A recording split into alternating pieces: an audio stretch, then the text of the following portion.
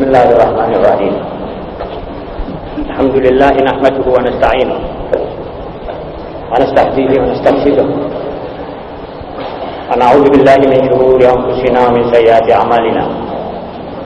May yahdihillahu fala mudilla lahu wa may yudlil fala hadiya lahu. Wa asyhadu an la ilaha illallah wahdahu la syarika lahu. Wa anna sayyidana Muhammadan abduhu wa rasuluh. Allahumma salli wa sallim wa barik ala sayyidina Muhammadin wa ali sayyidina Muhammad kama sallaita wa sallamta wa barakta ala sayyidina Ibrahim wa ala ali sayyidina Ibrahim fil alamin innaka Hamidum Majid. Amma ba'd, fa inna asdaqal hadithi kitabullah wa khairal hadi hadi sayyidina Muhammad sallallahu alaihi wa alihi wasallam. Anna syarral umuri muhdatsatuha kullu muhdatsatin bid'ah kulla bid'atin dhalalah kulla dhalalatin finnar. Ma'asyiral muslimin rahimakumullah. Assalamualaikum warahmatullahi wabarakatuh. Kemudian di tangan saudara adalah diktat yang ke-36. Setelah kita agak panjang lebar berbicara tentang iman, bagaimana cara memperdalam iman, kita berbicara pula tentang sebab-sebab kelesuan yang menjadikan si muslim seakan-akan acuh tak acuh terhadap ibadah, dan tidak pula ia merasakan lezatnya orang beribadah dan lain sebagainya. Setelah itu mulailah kita memasuki acara pertama dari bab suluk. Suluk itu ngelakoni apa yang telah kita ketahui dari masalah-masalah yang merupakan prinsip pokok, yaitu iman dan tauhid. Setelah itu kita sekarang mulai menuju mengatur langkah menindakkan sesuatu yang betul-betul sesuai dengan bahan-bahan yang kita pelajari selama ini, yaitu al-iman. Semua itu maksudnya juga menguatkan posisi iman dan memeres daripada iman itu kaninya, yaitu taqwa Allah. Kemudian setelah itu semua, jika kita sekarang tolak-toleh melihat ke kanan ke kiri, melihat kepada masyarakat di mana-mana yang hampir tidak kelihatan orang yang mengamalkan pekerjaan utama. Umumnya semua sekarang terpengaruh oleh dunia dan masalah-masalah dunia, maka sungguh pantas jika kitalah kelompok pengajian ini menyediakan dirinya untuk meneladankan apakah sebenarnya yang dikatakan amal-amal yang baik dan utama. Jadi mulai jamaah pengajian inilah merelakan diri untuk menjadi contoh atau bibit yang baik atau kaca yang baik buat generasi yang di tengah-tengah kita ini. Selain itu, saudara-saudara, perlu diingat bahwa di balik tiap tindakan yang ada dalam diktat ini, jadi misalnya afdhalul a'mal as-salatu li waqtiha,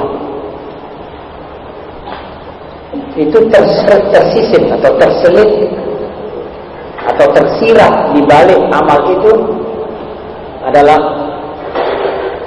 jiwa yang ulet dan karakter yang teguh, jujur, amanat, dan hanya manusia yang bisa memelihara dan tahu kewajibannya lah yang cepat-cepat menyelesaikan pekerjaannya yang merupakan tugas bagi.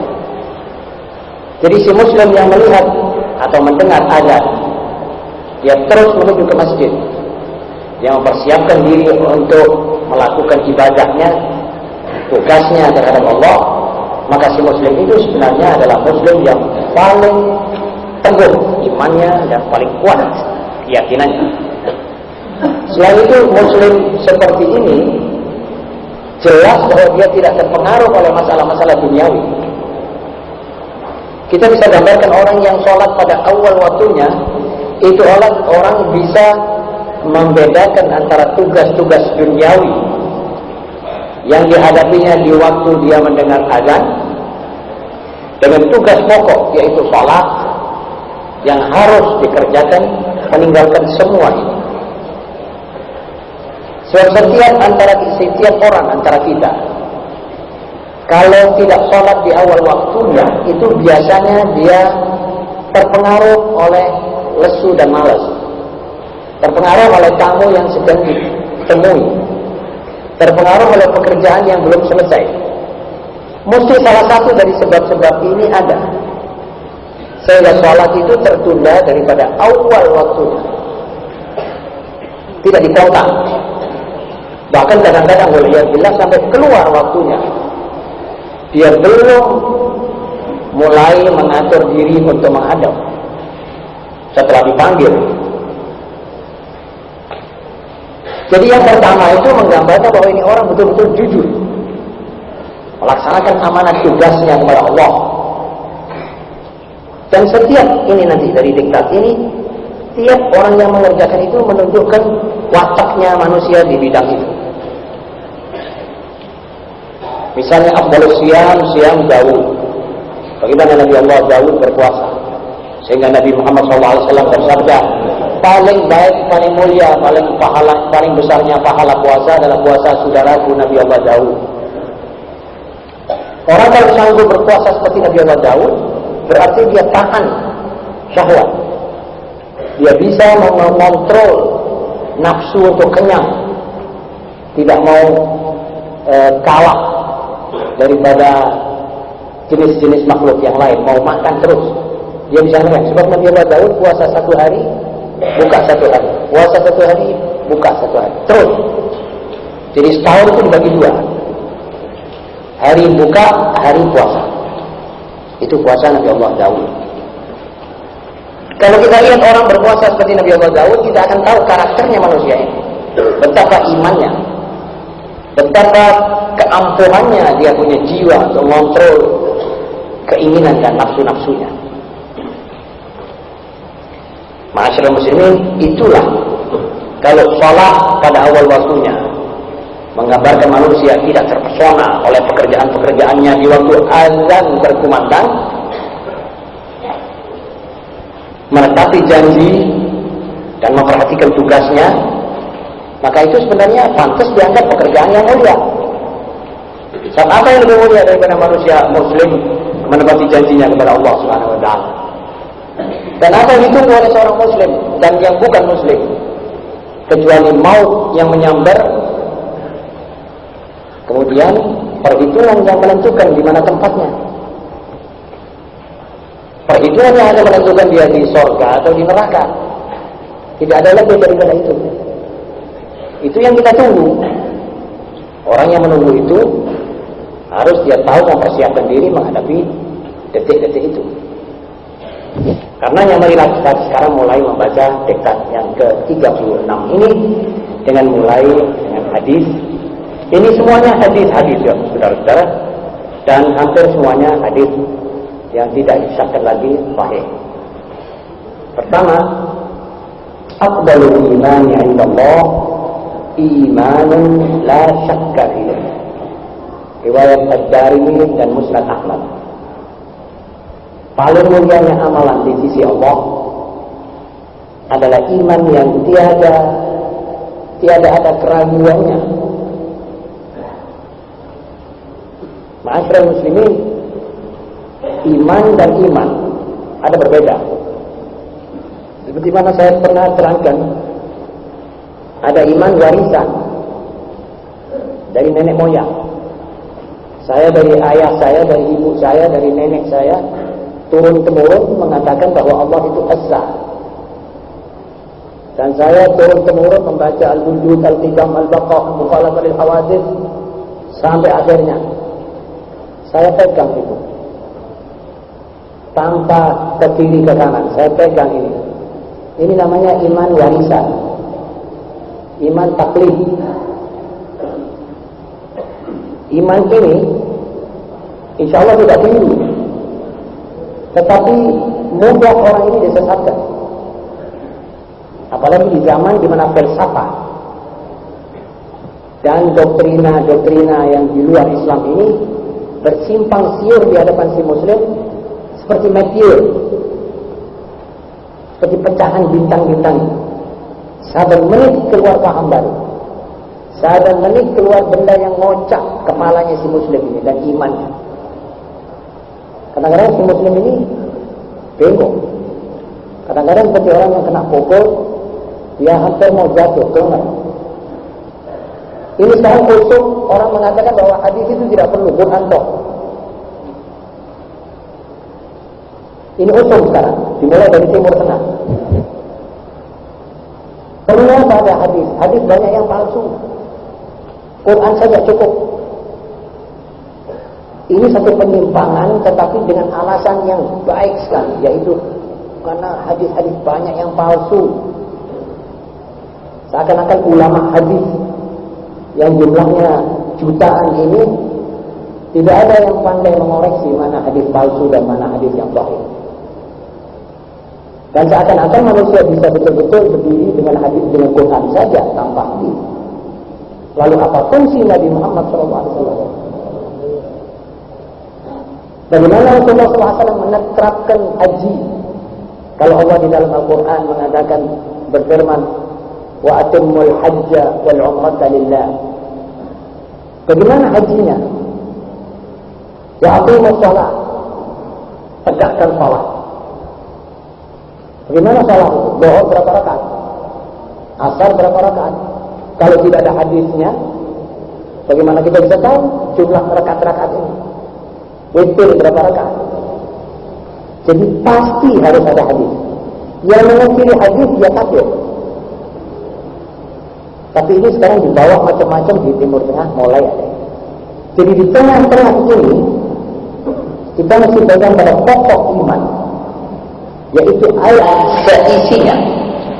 Dalam Al-Quran ada disebut, wa ma atakumur rasul fakhudhu, ma atakumur rasul fakhudhu, wa ma nahakum anhu fantahu. Qul in kuntum tuhibbuna Allah fattabi'uni yuhibbukum Allah wa yaghfir lakum dzunubakum. Jadi mengikuti jejak Nabi, menerima segala yang diperintahkan oleh Nabi, termasuk salah satu daripada syarat-syarat iman. Jadi kalau kita tinggalkan Nabi, berarti kita berpegangan dengan Quran tidak punya landasan. Dasar apa? Siapa yang menafsirkan Quran itu?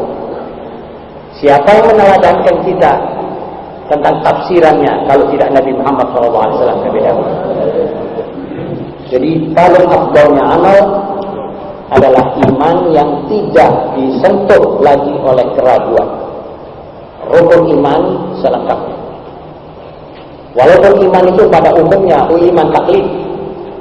Sebab iman itu dibagi 3 klasifikasinya. Iman yang dikatakan taklid yaitu iman awam. Tadi yang seperti saya gambarkan. Kemudian iman ulama, yaitu pakai dalil. Dalil bahwa Allah itu mawjud begini. Itu namanya iman ulama wal mutakallimin, ahli tauhid. Kemudian ada iman tingkat yang paling tinggi, yaitu iman musyahadah. Iman seakan-akan melihat. Jadi dia sudah melihat bahwa Allah itu mawjud dengan segala yang ada di hadapannya ini. Sudah dia bisa menangkap wujudnya Allah daripada benda-benda yang dikerjakan dan diciptakan olehnya. Ini imannya orang-orang yang muqarrabin. Malah saya bawa contoh bagaimana Imam Ghazali membawa contoh. Seorang mengatakan kepada Anda bahwa di dalam kamar belakang ini Ada satu orang namanya Ali. Karena itu orang yang memberi kabar, ini orang yang tidak pernah bohong, tidak pernah meleset dalam kata-katanya, maka kita semua percaya bahwa dalam kamar belakang masjid ini ada satu orang bernama Ali. Tetapi ada orang mengatakan, saya kepingin lebih jauh meyakinkan diri tentang adanya orang bernama Ali. Dia mendekatkan diri sampai terdengar suaranya. Itu suara Ali. Betul, Ali. Itu pun juga bisa salah. Bisa suaranya orang lain diserupakan dengan Ali. Ada tingkat ketiga, yaitu masuk dalam kamar melihat Ali duduk. Sudah jelas di bawah sinar yang cukup melihat wajah Ali dengan mata kepalanya sendiri. Itu namanya iman musyahadah. Itu ainul yaqin. Dan saudara-saudara, tingkatnya itu bisa kita capai. Kadang-kadang melalui roh. Kalau kacanya bersih, radarnya bersih, kita bisa menangkap. Sayyidina Ali misalnya pernah berkata, andai kata tabir ghaib dibuka, saya tidak akan lebih lagi keyakinanku. Ya sudah ini, sudah ngotot keyakinan. Dia merasa sudah tidak ada. Dan salah seorang wali mengatakan, kalau seluruh dunia berpisah dengan aku, kecuali aku sendiri berdiri, kemudian aku merasa gemeter atau takut, maka saya bukan muslim. Saya sudah yakin bahwa Allah itu ada, Allah akan membantu dia, Allah ada. Itu kekuatan iman tingkat-tingkatnya masing-masing. Mudah-mudahan kita bisa mencapai tingkat yang tertinggi itu. Pertama dengan takarrub, dan kedua dengan meninggalkan maksiat. Atau astagfirullah, dibalik. Pertama dengan meninggalkan maksiat, menanggalkan dulu maksiat, kemudian kalau sudah bibit-bibit penyakit sudah tidak ada, kita tambah vitaminnya takarrub. Insya Allah ketemu jalan di situ. Yang kedua, afdalul a'mal al-hubbu fillah. Paling mulia dan utamanya amalan adalah kasih sayang karena Allah. Saudara percaya atau tidak bahwa di dunia sekarang ini hampir jarang ketemu orang yang mencintai sesamanya karena Allah. Kasih sayang itu mestinya timbal balik sekarang. Jadi moral, akhlak itu mestinya berlatar belakang. Kalau sudah tidak ada kepentingan, tidak didekati. Dan jarang orang yang mencintai sesuatu karena Allah. Cinta sesuatu kepada Allah berarti orang itu mempunyai sifat rahmat yang dimiliki oleh Allah secara mutlak. Dia keparingan sifat itu. Dan sifat ini mulia. Pekerjaan yang memakai landasan atau bertitik tolak situ adalah pekerjaan yang paling mulia. Dalam sebuah hadis Rasulullah SAW menggambarkan seorang perempuan yang tidak pernah berbuat baik. Tiba-tiba dia melihat anjing yang haus, yang dahaga, mau minum. Air itu terlalu dalam, tidak bisa dia pergi ke tempat air mengambilnya. Dibantu diambilkan air, dicedokkan air, diberikan. Allah Ta'ala mengampuni dosa perempuan karena satu perbuatan yang remeh seperti itu. Tapi latarnya itu adalah rahmat, mencintai sesuatu karena Allah, menyayangi sesuatu karena Allah. Sekarang ini tidak ada ya, jarang sekali. Dan pantas sekali kalau kita menjadi bibit untuk mulai. Kalau orang sayang kepada orang, mesti ada sesuatu yang diingini daripada orang, bukan karena Allah. Juga membenci. Al-hubbu wal bughdu billah. Ini termasuk afdhalul a'mal. Membenci seorang karena Allah.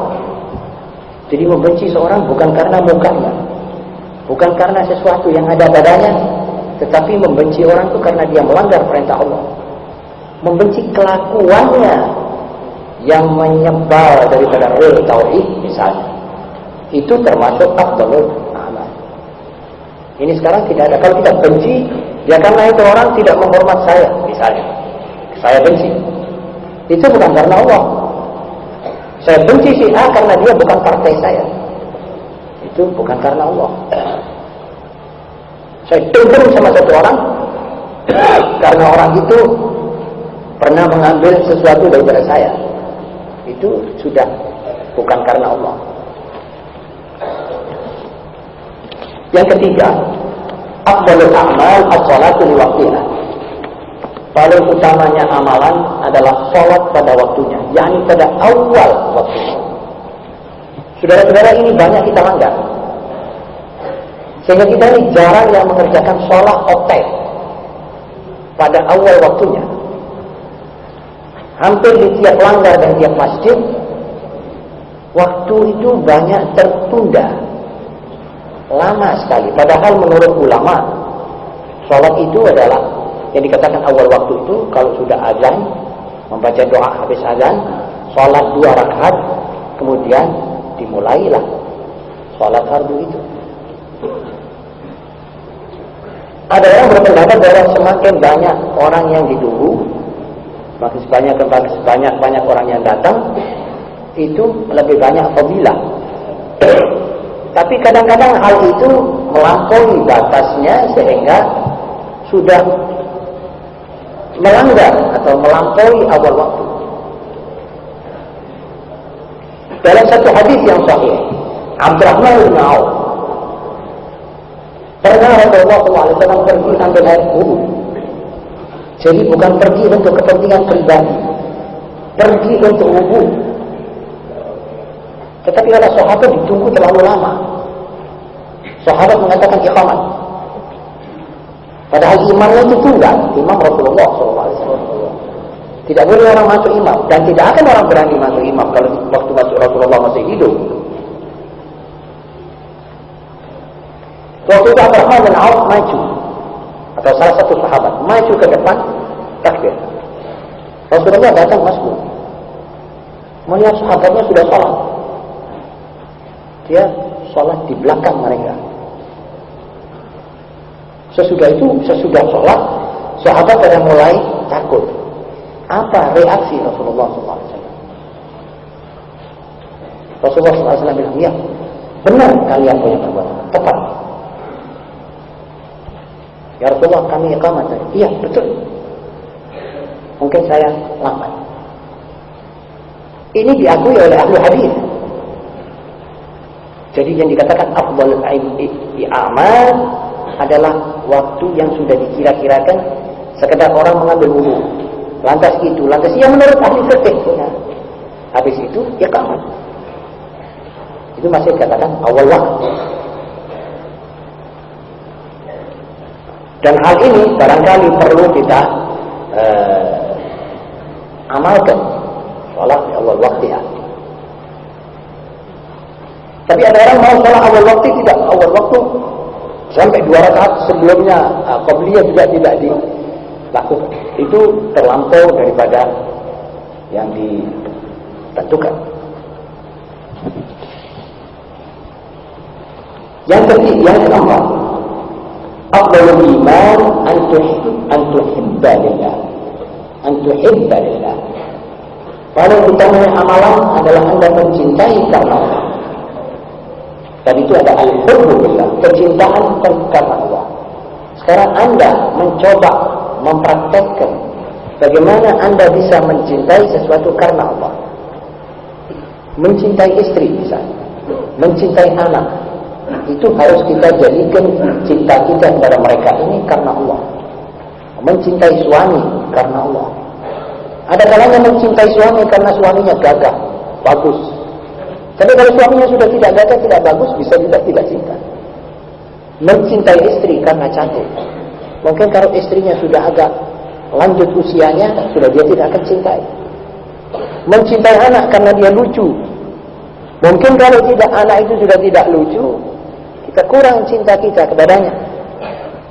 Dalam hal-hal seperti ini, saudara-saudara, hendaknya kita semua mengerti kewajiban seorang yang mencintai karena Allah. Betul-betul karena Allah. Kita mesti praktekkan. Kita mesti coba. Kita mesti train. Oh, kita mencintai karena Allah Subhanahu wa ta'ala. Yang kelima, afdalul jihad kalimatu haqqin atau kalimatu adlin 'inda sultanin jair. Ini dikatakan jihad ini perjuangan. Di sini perjuangan menegakkan ideologi, menegakkan tauhid, menegakkan Islam, menegakkan iman. Ini perlu perjuangan. Menegakkan iman tidak bisa membebek saja menunggu situasi, menunggu pasang surutnya sejarah, tidak bisa. Itu menegakkan akidah perlu ada perjuangan, perjuangan dari dalam dan perjuangan dari dalam keluar, dari dalam untuk dalam, untuk menguasai jiwa, menguasai keinginan dan serba coklat. Itu perlu perjuangan. Dan keluar menegakkan kebenaran. Sebab orang lain juga menegakkan kebatilan. Jadi di mana-mana ada kebatilan, ada kebenaran. Kalau Anda mengatakan bahwa diri Anda dari pihak yang memikul atau mengemban kebenaran, harus Anda juga berjihad untuk menegakkan kebenaran. Dan setinggi-tinggi nilai arti jihad untuk menegakkan kebenaran adalah mengutarakan kalimat yang benar atau mengutarakan cara keadilan di hadapan sultan dan penguasa yang zalim, yang tidak adil. Di saat itu utarakanlah keadilan. Bagaimana? Utarakan kebenaran. Al-Hasan Al-Basri rahimahullah berbicara tentang keadilan seorang sultan di waktu Hajjaj bin Yusuf masuk ruangan majelis ta'lim beliau, dan beliau melihat Hajjaj bin Yusuf seorang yang penguasa yang kejam, seorang penguasa yang pedangnya tidak pernah kering dari darah orang. Ratusan ribu yang dipenggal lehernya karena cuma salah sedikit, dituduh saja dipenggal. Al-Hasan Al-Basri malah memberi padanya satu kuliah khusus tentang kezaliman dan akibat orang-orang yang zalim. Dibawakan sejarah. Mana orang yang bernama Firaun? Mana orang yang bernama Haman? Mana orang-orang yang kuat perkasa membangun piramid dan macam-macam? Lenyap ditelan oleh sejarah. Mereka memikul akibat dari amalan dan memikul sumpah daripada rakyat yang tak berdaya, sumpah dari orang yang perutnya lapar karena tidak ada keadilan, memikul laknat dari orang-orang yang tidak bisa bergerak bekerja karena banyaknya kaum korupsi dan cukong-cukong yang berbuat segala macam untuk menyisap dan menyedot. Laknatnya orang-orang begitu itu saudara-saudara berat. Sebab mereka tidak berdaya. Orang bilang, ya Rabbi, ya Rabbi, kami tidak berdaya. Orang yang mempunyai sedikit iman paling takut tentang hal ini. Maka itu jihad di bidang ini paling mulia. Harun Ar-Rasyid pernah satu waktu menurunkan tentaranya yang bernama tentara Tartar dari gunung. Itu tentara yang paling bengis dan kejam, diturunkan ke kota. Ini tidak pernah dikerjakan begitu. Sebab Harun Ar-Rasyid dan kerajaan Bani Abbas menggunakan cara menurunkan itu, mengeluarkan tentara itu untuk betul-betul perang melawan musuh. Tapi kali itu disuruhnya pergi masuk kota Baghdad. Dia sudah bengis. Ya bagaimana digambarkan? Mereka naik kuda. Kalau ada anaknya orang, dia orang tidak minggir. Anaknya orang diterjang. Sambat orang kota semua. Akhirnya pergi ke ulama. Ulama mengatakan, baiklah, kami akan ketemu dengan Amirul Mukminin. Ya Tuan Harun Ar-Rasyid, kami datang. Kami mengadu, mengeluh tentang kebengisan tentaramu ini. Kami mengeluh supaya orang-orang ini kau kembalikan ke tempat tangsi mereka di gunung. Jangan kau datangkan lagi di sini. Harun Ar-Rasyid mengatakan, memang aku sengaja turunkan mereka karena kalian banyak mulut sini. banyak kritikan, banyak macam-macam. Aku sengaja turun ke mereka. Ya Amirul Mukminin, kami tersiksa dengan orang-orang. Dan kalau kamu tidak kembalikan, maka kami akan perangi engkau. Mendengar itu, Amirul Mukminin marah. Kalian akan berperang dengan aku. Dengan apa kamu akan berperang dengan aku? Mereka berkata, kami ini, ulama ini akan mengikat sumpah bahwa kami akan bangun malam, akan tahajud, akan memerangi engkau dengan senjata malam, yaitu senjata tahajud, dan minta daripada Allah Subhanahu wa taala. Tunggulah kalau kau bisa lebih daripada 5 hari umur. Mendengar ini Amirul Mukminin mengatakan, la, jangan berbuat begitu, aku akan kembali. Melihat wajah yang serius, nur ilmu di muka mereka dan takwa Allah, takut Allah.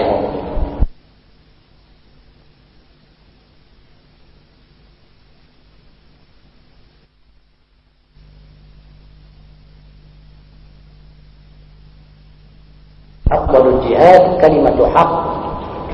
Memang orang jarang berani mengatakan perkataan hak di tengah-tengah sultan atau penguasa yang zalim. Siapa yang berani bicara di muka Hitler bahwa kau salah ya Hitler? Dibunuh dia. Siapa yang berani bicara dengan kaum tirani yang ada di Soviet Uni atau di RRC atau di negeri-negeri di mana hukum di tangan manusia mutlak? Apa kata beberapa gelintir yang berkuasa? Suara rakyat, suara kakak, suara tikus itu sama. Siapa yang berani berkata kepada mereka, kamu salah? Tapi di saat itu, jika ada seorang mengatakan, Tuhan salah, hentikan kesalahan. Ini namanya afdalul jihad. Itu perjuangan. Ya sudah jelas, tiap perjuangan ada risiko. Tidak ada yang tidak ada risikonya. Maka itu risikonya besar, pahalanya juga besar. Yang keenam, afdalul doa, doa yaumi Arafah. Paling utamanya doa adalah doa pada hari Arafah. Sampai sebagian besar dari para ulama mengatakan, doanya seorang mukmin yang berdiri di padang Arafat tidak ditolak oleh Allah SWT. Sampai mereka mengatakan doa itu adalah doa yang paling mustajab di Arafat. Ini tiap orang yang di antara kita yang sudah pernah ditakdirkan pergi ke haji, menunaikan ibadah itu, dia pasti sudah pernah pergi ke Arafat mendoa. Doa itu adalah afdal doa. Karenanya para ulama masing-masing menyusun doa menurut bakat masing-masing. Tapi ada doa-doa dari hadis Nabi Muhammad SAW yang dibaca oleh Rasulullah SAW. Yang ketujuh, afdalud dinar dinarun yunfiquhu ar-rajulu ala iyalihi. Riwayat Tirmizi. Paling mulianya mata uang adalah mata uang yang dibelanjakan seseorang untuk nafkah keluarganya. Kita semua orang laki-laki mencari uang. Tetapi kita kemana kan itu duit? Kita di sini berbeda-beda. Ada orang yang mencari duit dan membelanjakannya untuk dirinya sendiri. Untuk rokoknya 500 perak tiap hari, misalnya. Atau untuk kemidinya sekian ratus. Dan ada orang yang mengatakan, ini duit yang kucari untuk nafkah anak istriku. Itu duit yang dikeluarkan untuk anak istri termasuk sedekah, termasuk suatu amalan yang paling afdal. Duitmu itu termasuk duit yang paling mulia di sisi Allah. So tidak terbuang sia-sia, dimakan oleh anak dan istri. Tapi ada orang laki-laki misalnya dia dapat duit, dia makan saja yang enak, sisanya dikasihkan istri dan anak-anak. Tidak termasuk sabda Rasulullah SAW tadi. Tapi sebaliknya ada banyak orang laki-laki yang melihat anak istrinya makan dengan nikmat, dia senang melihat mereka ini. Malah dia makan sedikit. Afdalul dinar dalam bahasa Nabi SAW menggunakan dinar, sebab waktu itu mata uang adalah dinar. Tapi sekarang afdalur rupiah, afdalur rupiah yang kita keluarkan untuk anak istri kita. Yang belum mempunyai anak istri, hendaknya ingat bahwa nanti kalau dia sudah mempunyai anak dan istri, masalah ini termasuk masalah afdalul nafaqah, afdalul darajat. Yang kedelapan, afdalul dzikri la ilaha illallah. Semulia-mulia zikir, sebutan kepada Allah adalah kalimat la ilaha illallah. Ini zikir itu ingat. Ingat itu bisa dengan lidah. Ingat bisa dengan pikiran, dengan otak. Ini ingatnya orang sarjana. Ini dengan otak. Kalau saudara tahu bagaimana molekul dalam satu tetes air, bagaimana atomnya di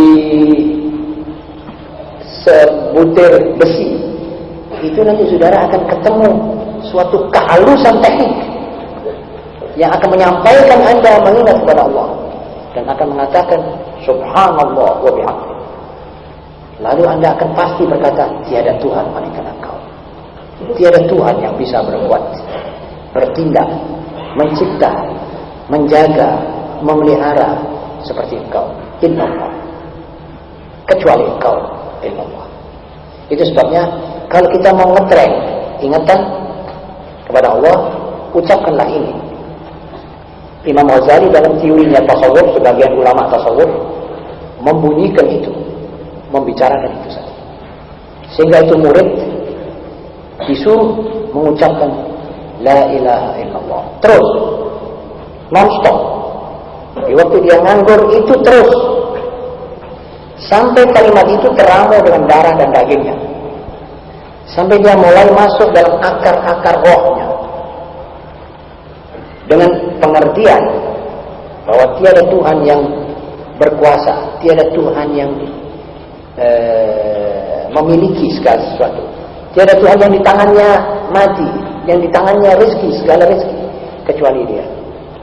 Itu diingat terus dan tidak boleh lupa. Sampai pada waktu permulaannya dia tidak perlu kerja katanya. Sholat itu yang wajib saja, sunat saja tidak dianjurkan, sampai itu meresap. Kalau sudah meresap, merupakan fondasi atau semen dalam rohnya. Itu roh bisa dibangun di atasnya segala macam bangunan. Itu ada teori begitu. La ilaha illallah, la ilaha illallah, la ilaha illallah. Terus, katanya kalau sudah orang itu sudah baca ratusan ribu kali, nanti itu la ilaha illallah dia berhenti, dia berputar di otaknya. Illallah, ilaha illallah. Kalau itu akhirnya Allah, Allah, Allah. Begitu. Walaupun saya sendiri belum pernah mencoba itu, tapi saya bisa mengerti kemungkinan tepatnya teori ini. Ya, teori ini mungkin tepatnya buat orang-orang yang berlumuran maksiat atau mempunyai ingatan kepada tidak berfokus kepada satu atau berpencar pikirannya, itu dikonsentrir semuanya menghadap satu sampai biasa ke situ. Yang kesembilan, afdalus shadaqah an yata'allama al-mar'ul muslimu ilman. Paling mulianya sedekah adalah seorang muslim belajar suatu masalah. Jadi seorang muslim belajar satu masalah, belajar ilmu, itu namanya sedekah. Untuk siapa? Untuk dirimu sendiri. Nanti pahalanya akan kamu terima. Kesenangan dan lezatnya juga kamu akan terima. Sebab orang yang berpengetahuan sudah jelas lebih senang hatinya daripada orang yang cupet tidak ngerti apa-apa.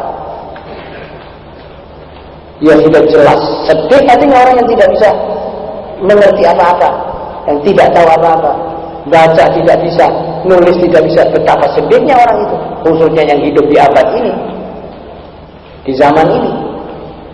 Jadi seorang muslim mempelajari suatu masalah itu sudah merupakan sedekah yang dicatat oleh Allah Subhanahu wa taala fadilahnya dan pahalanya. Yang ke-10, afdhalus shalah tulul qunut. Muslim dalam kitab Musafirin hadis 194. Sebaik-baik sholat adalah sholat yang qunutnya panjang. Qunut panjang itu di sini banyak tafsirannya. Qunut adalah doa, dan qunut adalah qunut yang letterless kita lakukan. Sebagian dari kita melakukan qunut, itu namanya qunut. Yang dibaca mulainya Allahumma hdini fiman hadait, itu termasuk qunut. Hadis ini diriwayatkan oleh Imam Muslim. Yang ke-11, afdhalus shaum siyamu akhi Daud. Paling afdalnya puasa adalah puasa saudaraku Daud, yaitu tadi puasa 1 hari, buka 1 hari. Kalau ada di antara kita yang kuat, dicobalah. Ini namanya puasa Nabi Allah Daud. Kalau puasa 1 tahun, itu tidak afdal, sudah berbalik, melampaui batas tertinggi. Jadi puasa itu yang disunatkan Senin, Kamis. Kemudian malam-malam 12, 13, 14 tiap bulan. Tiap bulan Hijriah. Jadi Senin, Kamis. Kemudian puasa 6 hari sesudah Ramadan. Kemudian puasa Asyura. Puasa ini semuanya di total semuanya nanti akan terjadi 2-3 bulan sepanjang tahun. Jadi kira-kira 100 hari atau lebih. Itu namanya puasa yang dikatakan sunnah. Tetapi lebih lagi dari itu, kalau ada orang mempunyai kekuatan lebih, puasa let 1 hari. Jadi kalau ini hari puasa, besok buka. Kalau besok buka, lusa puasa, dan seterusnya. Afdhalus shiyam ba'da Ramadan Syahrullahil Muharram. Ini juga riwayat Muslim. Paling afdalnya puasa setelah bulan Ramadan adalah puasa bulan Allah Muharram. Ada yang mengatakan sebagian besar daripada bulan Muharram. Ada yang mengatakan 9/10-nya bulan Muharram. Ini hadis-hadisnya juga kuat. Wa afdhalus sholati ba'da al-fariidah salatul lail. Paling afdalnya sholat setelah sholat fardu, yaitu 5 waktu, sholat malam. Saudara-saudara, sholat malam mempunyai pengaruh yang besar kepada jiwa kita. Dan saya harap saudara mencoba ini. Demi pertama-tama menenangkan perasaan, menguatkan pikiran, menguletkan saraf menghadapi perubahan-perubahan dan macam-macamnya zaman yang sekarang ini berubah secara drastis. Ini saraf saudara tidak begitu mudah digoncangkan. Itu semuanya akan diatur dengan takdir Allah oleh kuatnya saudara bangun malam sholat. Jadi sholat malam dengan doa-doanya yang ada dalam hadis-hadis yang sahih, itu insyaAllah ta'ala akan membuat satu hidup gaya baru buat saudara. Bisa dicoba ini. Dan doanya insyaAllah saya akan tuliskan. Saya akan serahkan kepada saudara-saudara dalam diktat khas. Doanya serta terjemahan dari doa itu menurut hadis yang sahih. Yang ke-14, afdhalus shalah shalatul mar'i fi baitih. Paling baiknya salat adalah salatnya seseorang di rumahnya. Ini menurut tafsiran sebagai ulama harus dikomentari. Ini buat orang-orang yang khawatir dia itu masuk keluar masjid riya. Maka di dalam saat itu dikatakan salat beliau di rumahnya lebih afdal. Kalau dia kuat, niatnya kuat, mantap, sehingga dia tidak tergeser oleh niat riya dan sebagainya atau ujub, dia dipersilakan malah lebih afdal di masjid. bisa etika, bisa macam-macam. Juga dikomentari kalau keluarganya sudah berjamaah bersamaan di dalam. Tapi kalau dia dengan istri di satu rumah, dia pergi ke masjid, istrinya sholat sendirian, itu dianjurkan dia sholat di rumah. Sebab ada kaum yang mengatakan sholatnya istri di rumah jauh lebih afdal ke masjid daripada di masjid menurut zaman sekarang ini. Sampai Sayyidatina Aisyah mengatakan di zaman beliau, kalau Rasulullah SAW hidup melihat kalian sholat ke masjid begini, wahai kaum perempuan, maka beliau akan menyuruh kamu sholat di rumah. Itu perempuan-perempuan yang dituding oleh Sayyidatina Aisyah sholat di masjid di zaman Sayyidatina Aisyah. Jadi belum 10 tahun Rasulullah SAW wafat. Wah, masa sudah 1300 tahun begini. Saya kira yang lebih parah masalahnya. Walaupun fadilahnya tidak bisa diutik-utik, tetap kalau di masjid fadilahnya lebih besar. Cuma ada ekses atau efek-efek sampingan. Kalau si A misalnya pergi ke masjid, lalu di masjid dia nanti dilihat orang, wah aku sholat jamaah di masjid, wah fulan itu sholat di masjid jamaah, tiap pagi dia bangun di masjid. Kalau dia takut begitu, ya sholat di rumah saja. Kalau tidak, lain lagi. Jadi ini yang dimaksud adalah sholat yang dikhawatirkan musallinya terkena riya dan ujub atau ujub. Yang ke-15, afdhalul kalami ba'dal qur'ani arba'. Subhanallah, alhamdulillah, wa la ilaha illallah, wallahu akbar. Paling afdalnya ucapan pembicaraan setelah Al-Quran adalah 4 kalimat. Subhanallah, walhamdulillah, wa la ilaha illallah, wallahu akbar. Ini riwayat sahih. Karena itu saya usulkan supaya kita membaca bersama. Subhanallah, walhamdulillah, wa la ilaha illallah, wallahu akbar. Subhanallah, alhamdulillah, wa la ilaha illallah, wallahu akbar. Subhanallah, alhamdulillah, wa la ilaha illallah, Allahu akbar. Saudara-saudara, inilah yang dikatakan afdhalul a'mal menurut bidangnya sendiri-sendiri. Afdhalul siyam, afdhalul salat, afdhalul jihad, dan seterusnya. Hendaknya kita semua yang ingin mulai menerapkan suluk atau pengamalan, penerapan amalan, kita mulai dengan ini. Hadis-hadisnya sahih. Hadis-hadisnya semuanya seperti mana saya terangkan tempatnya. Tirmizi, Muwatta Imam Malik, ini hadis-hadis termasuk masanid yang mu'tabar. Sehingga kalau kita mencoba ini, insyaallah subhanahu wa ta'ala kita mendapat pahalanya. Sesudah itu, saudara-saudara, kita mungkin ada pertanyaan-pertanyaan. Silakan. Bismillahirrahmanirrahim. Betulkah doa orang lelaki dan orang perempuan itu tidak sama? Atau dengan kata lain, perempuan lambat diterimanya? Mohon penjelasan. Panjang ingatan saya, doa si lelaki dan perempuan tidak ada bedanya. Tidak ada ulama yang mengatakan doa perempuan itu lambat diterima. Kecuali kalau doa perempuan itu kurang konsentrasi pikiran yang mendoa.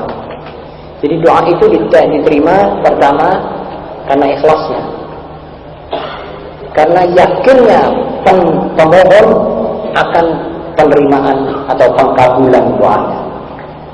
Itu juga menentukan, itu merupakan faktor. Itu sebabnya Rasulullah SAW bersabda, "Ud'ullah wa antum muqinuna bil ijabah." Mohonlah kepada Allah dalam keadaan kalian meyakinkan, yakin bahwa Allah akan menerima doa. Begitu dalam hadis yang sahih. Jadi tidak benar kalau ada yang mengatakan perempuan doanya lebih lambat daripada lelaki. Tidak benar. Wallahu a'lam, kalau ada orang yang bisa menunjukkan nas tentang hal ini, saya tidak tahu. Yang jelas sama saja, muslim laki-laki dan perempuan, man amila salihan min dzakarin aw untha wa huwa mu'minun, itu balasannya sama. Silakan. Apa yang dimaksud dari arti fa in tanaza'tum fi syai'in farudduhu wa rasul? Sudah jelas yang dimaksudkan letterleknya ayat ini. Ayat ini mengatakan apabila kalian wahai kaum muslimin mempertengkarkan atau berselisih tentang sesuatu urusan, baik masalah itu menyangkut dunia ataupun akhirat, melalui hukum dunia maupun hukum akhirat, maka pulangkanlah itu kepada Allah. Kembalilah kamu semua mencari jawaban ini atau putusan masalahmu itu di dalam Al-Quran. Kalau tidak ketemu di dalam Al-Quran, maka di dalam sunnah Rasulullah SAW. Pasti kamu akan bertemu. Jadi sekarang misalnya orang bertentangan tentang masalah-masalah bank, bagaimana? Boleh atau tidak boleh? Asuransi, boleh atau tidak boleh? Itu kita pulangkan kepada Allah. Kita kembali melihat buku-buku standar, buku-buku induk, Quran atau sunnah Rasulullah SAW. Jadi tidak boleh kita mempunyai putusan sendiri. Sebab kalau kita mempunyai putusan sendiri, ini syariat akan tidak berlaku artinya. Jadi kita harus kembali mempunyai putusan yang dimaukan oleh Allah tadi. Silakan. Mengapa kemajuan teknik dan ilmu pengetahuan yang terdapat di Eropa Barat, Amerika Serikat tidak dapat menjamin ketentraman hidup bangsanya sendiri? Yang kata lain, Barat makin maju, tetapi kehidupan rakyatnya seperti zaman jahiliyah, sebagaimana yang telah diterangkan dalam majelis yang lalu. Mohon penjelasan. Ya, sebabnya Barat tidak berdasarkan roh. Kemajuan ini kemajuan bendawi melulu, sedang manusia ini terdiri daripada dua, rohani dan bendawi. Jadi roh dan rogo. Karena rogonya dan segala yang nyata kelihatan ini saja yang diupeni, maka kemajuannya terbatas pada batas-batas yang kita lihat ini. Telekomunikasi maju, transport sudah tak pakai bicara lagi. Sekarang daripada Jakarta ke Jeddah mungkin 9 jam atau 10 jam. Pada 60-70 tahun dulu orang pergi ke Jeddah 3 bulan sampai 7 bulan naik perahu. Jadi itu kemajuan. Tetapi kemajuan ini pertama-tama belum bisa dinamakan peradaban. Relatif sekali, sebab kemajuan itu tergantung pada hasil pemakaiannya dan yang memakainya, niat yang memakainya, dan tujuan atau dulu daripada satu penggunaan. Misalnya sekarang kita bangun satu gedung yang mentereng. Itu gedung yang mentereng bisa digunakan untuk hotel buat pelacuran. Maaf saudara. Lalu hotel yang begitu besar menurut penilaian norma Islam dikatakan bukan kemajuan dan bukan peradaban dan bukan adab. Ini kurang adab menurut penilaian hukum Nabi Muhammad SAW. Tetapi gubuk atau seperti ini kalau saudara nilai bangunan ini, saudara akan mengatakan bangunan ini tidak mentereng. Tetapi karena penggunaannya untuk ibadah, untuk majelis-majelis di mana orang mengingatkan kepada Allah, maka ini dianggapnya satu peradaban. Jadi kalau tempat semacam ini banyak, itu ada. Misalnya pen parker, hasil dari teknik dunia sekarang. Pen parker ini melihat siapa yang menggunakan. Penulis cerpen-cerpen cabul yang menggunakan parker dan ulama yang menulis hadis Rasulullah SAW menggunakan parker, itu parker relatif belum bisa dikatakan peradaban kecuali kalau sudah kena pada maksud yang dimaukan oleh ibadahnya seorang pemakai itu tadi. Kalau tidak cocok, bukan peribadahan, bukan peradaban. Juga mobil bisa dipakai menculik orang dan menjaga orang dari atas mobil. Tapi mobil bisa dipakai untuk mengantarkan anak yatim ke satu tempat karena dia berobat. Jadi semua itu tergantung kepada pemakaiannya. Jadi sekarang kalau melihat kemajuan ini supersonik misalnya, jumbo jet, itu belum bisa diberi nama peradaban kalau penggunaannya seperti sekarang. Apalagi sudah jelas orang sekarang menggunakan hampir 99% untuk melupakan diri kepada Allah. Jadi ini semuanya tidak bisa dikatakan satu peradaban. Ini masih dikatakan taraf kemajuan bendawi. Dan kemajuan bendawi bisa juga memukul kita sendiri. Khususnya nanti kalau sudah sampai kepada bab perlombaan senjata. Ini nanti lama-lama senjata makan tuan. Dan saya kira, saudara-saudara, tidak lama ini senjata-senjata akan makan manusia sendiri. Walaupun zahirnya orang sudah membuat perjanjian tidak mau lomba-lombaan senjata. Kalau yang ada belum dibasmi, belum dibuang, belum dihancurkan, itu berarti masih penggunaannya masih menunggu saat. Dan bahan-bahannya sudah kelihatan, benih-benihnya. Mudah-mudahan kita tidak menangi zaman di mana umat manusia akan kejam-kejaman sampai seperti begitu. Silakan. Apakah agama yang dianut oleh mayoritas negara Barat Eropa dan Amerika Serikat sinonim dengan kemajuan dan kemakmuran? Mohon penjelasan. Apa itu? Apakah agama yang dianut oleh mayoritas penduduk Eropa Barat dan Amerika Serikat sinonim dengan kemajuan dan kemakmuran? Saya kira kemajuan di sana itu bendawi saja, tidak berdasarkan agama. Sudah jelas mereka tahu agama mereka yang mereka peluk lebih lama dari kita umat Islam memeluk agama Islam. Mereka sudah mengerti agama mereka itu sampai di mana tarafnya. Bisa atau tidak bisa digunakan untuk dasar negara. Akhirnya mereka sudah mengambil putusan bahwa agama mereka sudah ditaruh di atas kerak di gereja. Dan mereka tidak pakai agama. Jadi mereka mengatakan sekular dan sekularisasi dalam segala bidang. Sedang kita umat Islam tidak bisa disekulerkan sebab agama kita ini mengajarkan sesuatu yang bisa kita pakai dan sudah pernah dicoba. Kita lain, mereka lain. Jadi perbedaan kita dengan mereka jauh, menyolong sekali. Silakan. Apakah tujuan dan maksud pemerintah Inggris mengadakan pameran kebudayaan Islam pada beberapa tahun yang lalu? Sebenarnya yang mengadakan pameran itu bukan Inggris, tapi Inggris disarani oleh negara-negara Islam untuk menerima jadi tuan rumahnya pameran-pameran tentang Islam. Jadi mengenai buku-buku Islam dan lain-lainnya, sebagaimana yang kita lihat di London beberapa bulan yang lalu. Jadi Inggris itu disarankan oleh negara-negara Islam untuk mau menjadi tuan rumah. Rupanya mereka menerima. Dan Queen Elizabeth sendiri, Ratu Elizabeth, membuka pameran itu. Dan saya kira saudara-saudara Eropa sekarang sudah tidak begitu mirip kepada Islam. Dulu itu difitnah. Jadi penulis-penulis orientalis Barat dan kaum-kaum agama dulu terlalu tidak jujur menulis tentang Islam. Jadi bohong. Dikatakan Muhammad itu Shallallahu Alaihi Wasallam.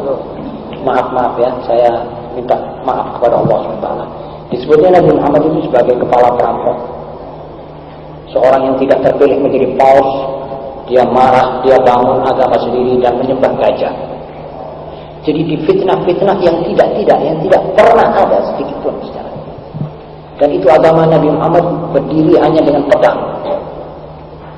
Dan orang-orang Arab Badui ke negeri-negeri dunia ini cuma mencari makan. Difitnah sehingga orang Eropa itu mendengar ini benci sama Islam. Benci sama orang Arab dulu. Kemudian sesudah benci sama orang Arab, benci sama Islam. Sampai dunia luar pun sekarang ini mulai terpengaruh. Sampai hari ini, di mana orang sudah belak-belakan sejarah itu sudah tidak bisa dipalsu. Masih juga ada orang yang berpengaruh. Di negeri-negeri Southeast Asia, ada orang mengatakan, itu agama Islam kan agama orang Arab. Seakan-akan dia tidak baca Quran.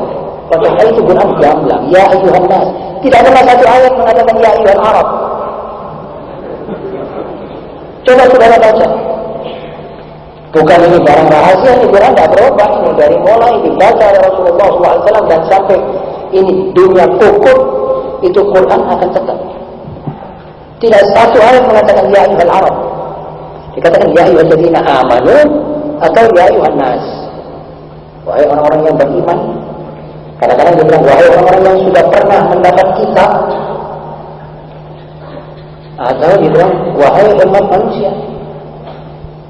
Wahai Arab tidak pernah. Dia terangkan bahwa Quran ini diturunkan dengan bahasa Arab itu betul. Dan memang nyatanya begitu.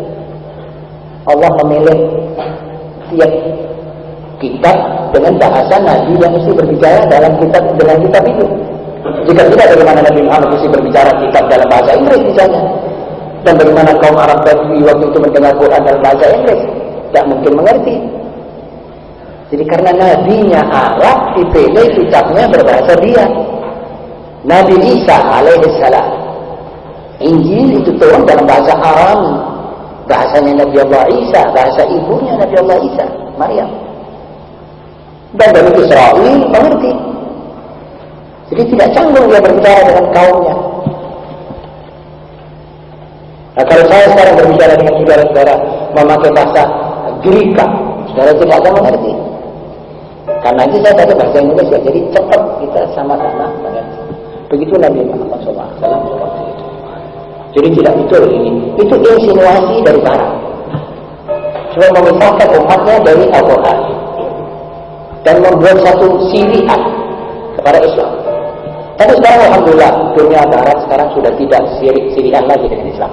Malah kepingin membaca. Dan begitu dia mulai membaca, kepingin lebih jauh berkenalan. Nah, akhirnya kalau sudah kenal kata pepatah Inggris, maka barulah cinta. Sekarang mereka baru mau merangkul Islam. Sekarang merangkul. Sudah percaya yang masuk Islam di Amerika.